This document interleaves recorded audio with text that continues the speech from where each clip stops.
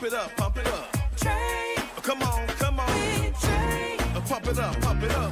It's the day with Trae. This is the day to gain inspiration, to make a positive change in the nation. We're inviting you to partake in conversation, to raise your vibration. It's the day that we will all celebrate all of our peeps that make this thing elevate. Watch the negative fade away, cause it's the day with Trae.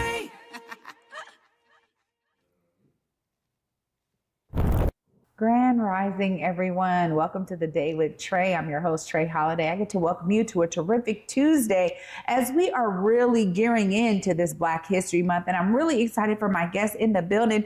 Miss Chevonna Gaylor is joining me. And y'all know we actually had a really great conversation last season, but it is so vital that we also focus on the times we're in right now. And I'm so glad that she, as a mental health professional, can truly give us some tips on how we deal with the signs of the times we are in. So I'm grateful that she's here joining me, but I'm also grateful you're joining me. This is the best time for you to share this show with anybody who you feel could benefit from the daily dose of dopeness we work to give you here on the Day with Trae.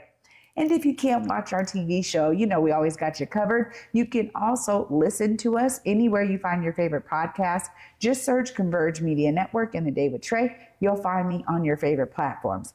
Now, before I get into it with Miss Gaylor, I got to tell you, yesterday we got to start the week off with Intentionalists, and it was amazing to talk to Laura Kleiss about the work that she and her team are doing to help us spend our dollars.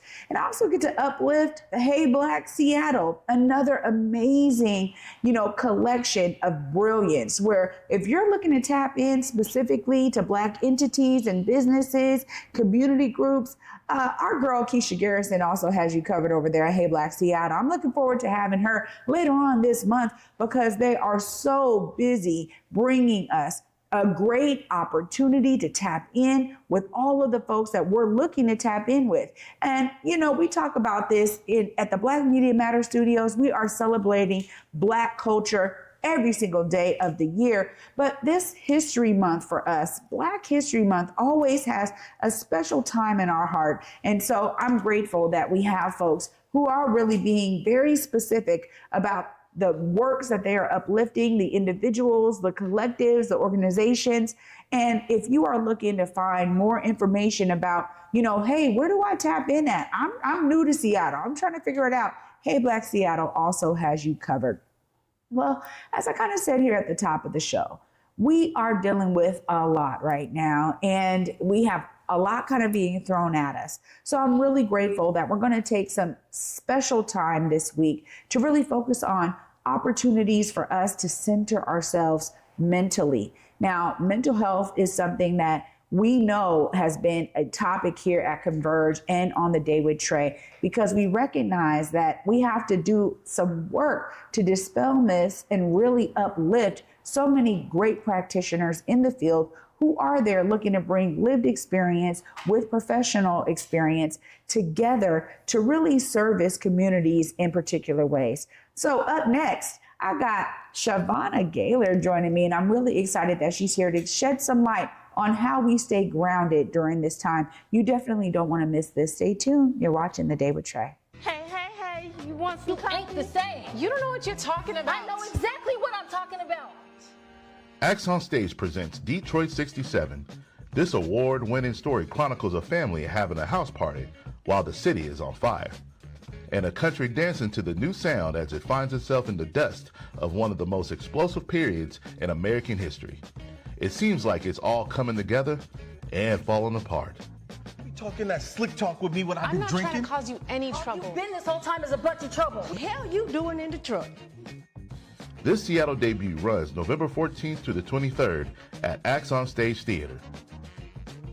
Get down with the get down of Detroit 67. In Seattle, it's more than just coffee. It's community. At the station, we brew more than just your favorite cup. We brew connection. From Beacon Hill to Columbia City, we're a space for artists, activists, and everyone in between. A place to gather, create, and simply be. Whether you need a quiet place to work, a lively spot to meet friends, or just a moment to unwind. Find your place at the station. More than coffee, it's home. Visit us in Beacon Hill or Columbia City. The station, where community happens. Like a warm cup of tea, coffee, or your favorite bowl of soup, Washington Health Plan Finder is here for you. Whether you're exploring your options or need help finding a health insurance plan that meets your needs, you can count on us. Visit wahealthplanfinder.org today. Open enrollment begins November 1st and ends January 15th, 2026. Get ready for the 2025 Bullet Lecture in American History at the Seattle Public Library Central Branch. On Thursday, December 4th, Eve L. Ewing, author of Original Sins, will share her perspective on the American educational system and how it has shaped our shared history. Reserve your spot today. Welcome back, y'all, to The Day with Trae. I'm your host, Trae Holiday. Joining me right now is Miss Chevonna. Hi. Hello. Good to see you again. I am so honored to be here again, especially in honor of Black History Month, to be here at Converge and with you who are, as your earrings say, absolute Black excellence. Very happy to be here. Well, you know, I got to tell you, the last time we were able to talk, we were at Paramount Theater, but you already had so many great ways for folks to be grounded. And right now, Chevonna, I mean, come on. If we're being honest, there is so much happening right now. I think a lot of people are either tapping out or they're tapping in too much. Tell us a bit about that balance we need to have right now. So I'm not recommending that we lean into apathy and completely check out. Of course, that doesn't help anyone, right? Also, I'm not erasing or ignoring the complexities of major mental health and serious mental health and mental illness that can take place. However, I do want us to take into account depression tends to live in the past. Anxiety tends to live in the future, but our peace is in the right now. So when we're thinking about and ruminating over and really focusing heavily on the things of the past, and we're having a hard time with getting past that, then it can lead to depression. So what I want us to be aware of is we can learn from the past. We can definitely learn lessons and grow from the past, but we can't stay there. And we're right now being bombarded about the what ifs of the future. Bombarded every day, all day. The beauty of social media. The beauty is that we get to be more informed. We have power. We can exercise that power for good. We can dispel some of the misinformation. However, we are flooded with fearful messages. And I ask us to not be fully bombarded and not lean too heavily into the what ifs, because it hasn't happened yet. We don't know what's going to happen. And what we do know is we've been through a lot and we've made it through a lot. And as a people and in community and coming together, we have overcome the worst of the worst. And we will make it through this. So the peace is in the right now. We have to ask ourselves, what do I have control over right now? Two things. What am I grateful for right now? And what do I have control over right now? And taking actionable steps towards what we have control over in the here and now will help us feel like we have more power and literally allow us to lean more into peace and joy. You know, you saying this, it just sheds light on the fact that we have the freedom to choose. That's what I'm hearing you say here too. We have the freedom to choose, and the beauty in that choice is really finding what is going to keep us grounded in that current state of peace and joy, because those are choices for us. Those are not things that are imparted on us. So I really appreciate that message. You know, I think what I'm hearing a lot of people kind of deal with right now is trying to understand how to plan, right? Like, so how do you plan and kind of dispel that notion of anxiety that sometimes is connected heavily to trying to plan for the future as all of this information is coming out from like the federal government? Well, what I think about when you say that, two things. All of our feelings are okay. We just have to be mindful what we do with them. So some may say that, oh, my fear is not a choice or my anxiety is not a choice. And I agree Now, what we do with it is the choice. That's where the choice comes in. So there are feelings that may come up. If I've experienced trauma, being triggered in a certain situation and having my body go into a state of terror, that may not be a choice, but what am I going to do with that feeling? And that's what you're talking about as far as having a choice, not leaning into that feeling and finding something productive to do with that. Now, your other question that you mentioned as far as planning for the future, the reality is, we've already been planning.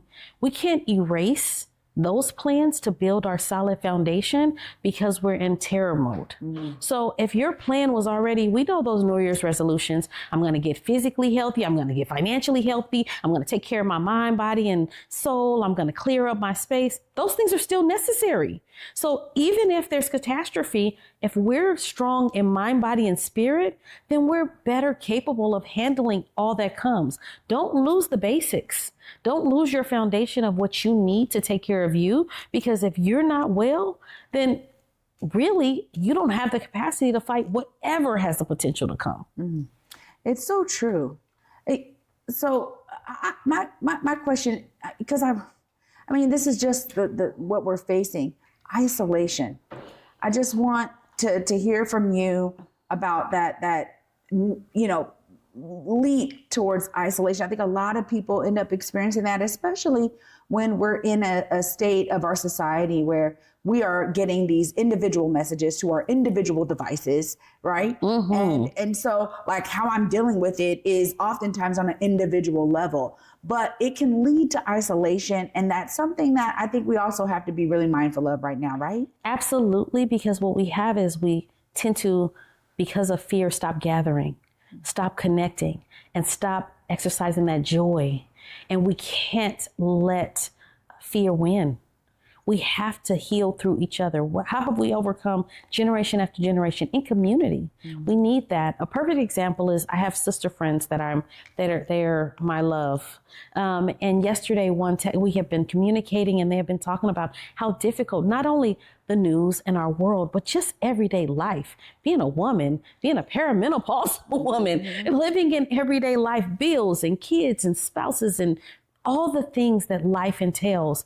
And yesterday was a community event, and they were texting, and one of my sister friends said, it was everything my soul needed to be in community. It was the healing that I didn't know I needed. That's what's going to get us through. We need each other.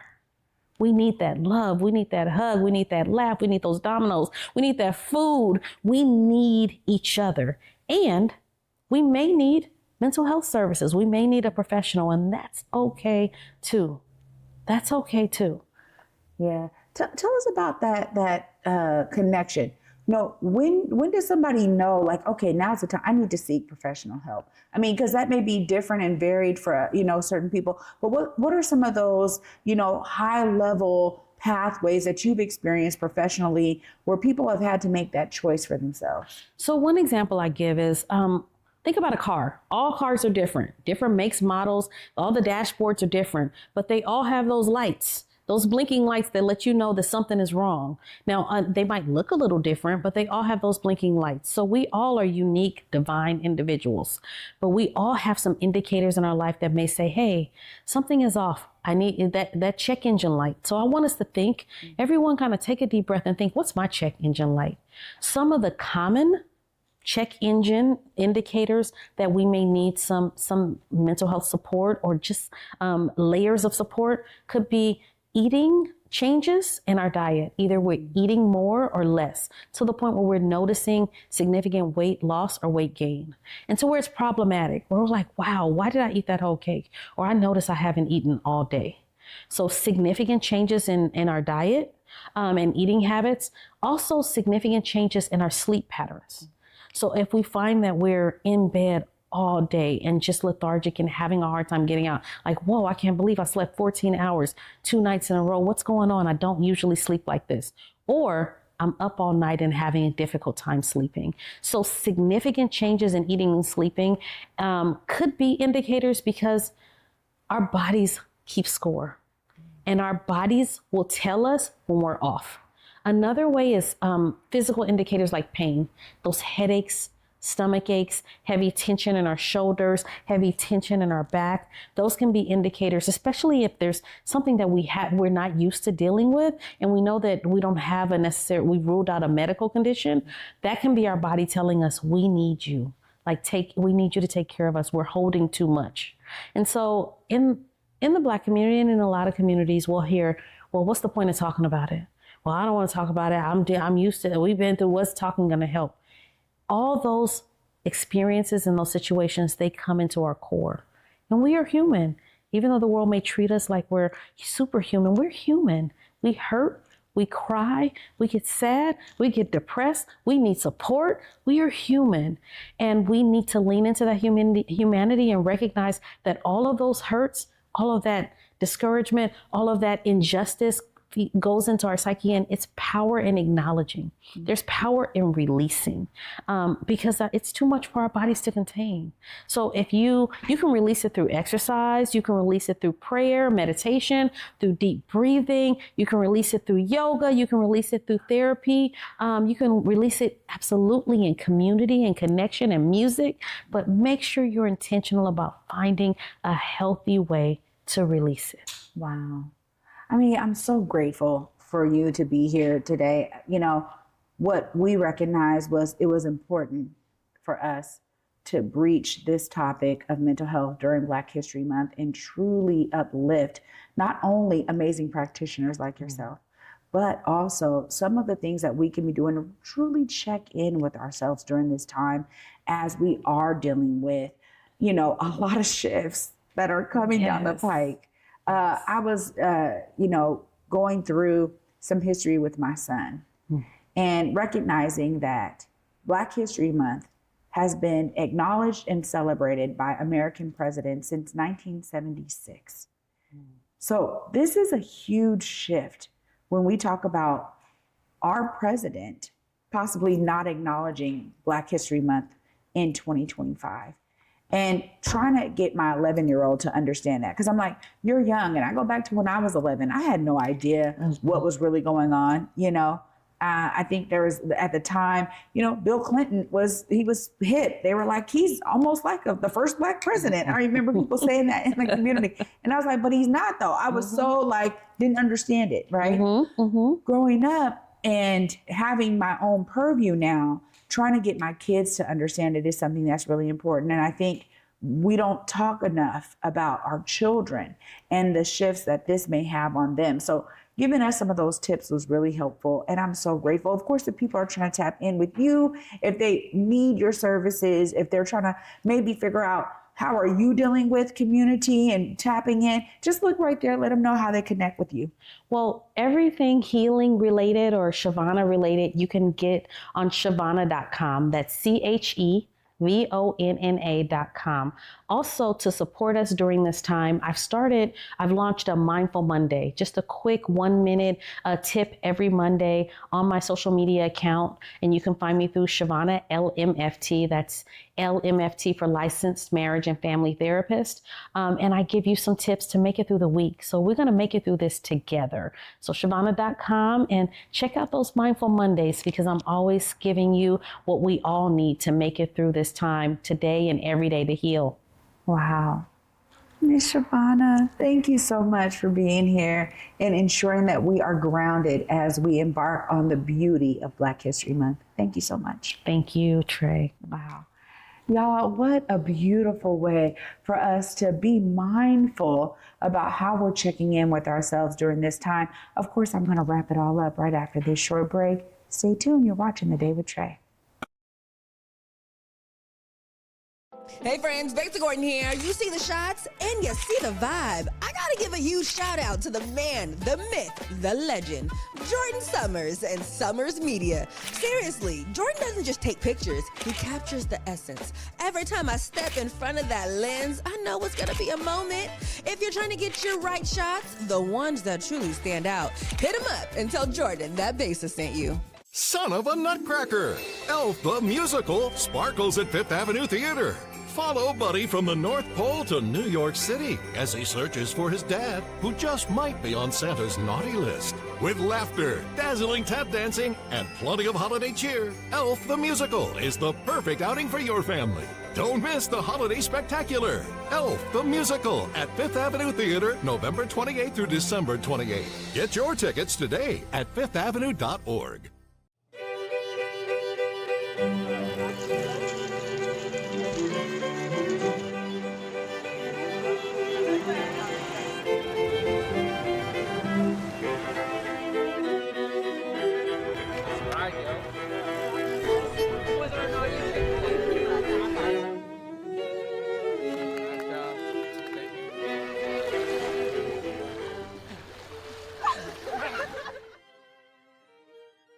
What better way to spend a Saturday than celebrating Black history? Join the Seattle Public Library on Saturday, December 13th at the Douglas Truth Branch to commemorate the 50th anniversary of his community-chosen name, honoring Frederick Douglass and Sojourner Truth. We will see you there.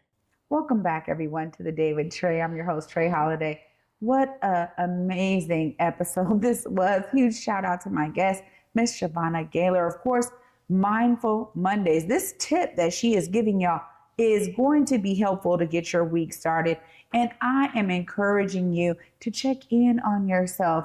What are you doing to maintain that peace that you naturally are? You know, when we think about ourselves and the beauty of who we are, there is so much that we have within us that we can tap in with. And she gave great opportunities for you to tap in with community, figure out where you are mentally. You know, do not ignore it. If you are experiencing any of those symptoms that she mentioned, headaches, you know, shifts in your weight gain or loss, shifts in your eating or sleeping, shifts in, you know, body aches and pains that are continual, please find a way to care for yourself during this time. Your care is our care because we are all here in community together. And truly, it is important that we all find our pathways to keep ourselves healthy during this time. Thanks so much for watching today, y'all. And of course, I'll be back with you tomorrow. Until then, at 11 a.m. Peace.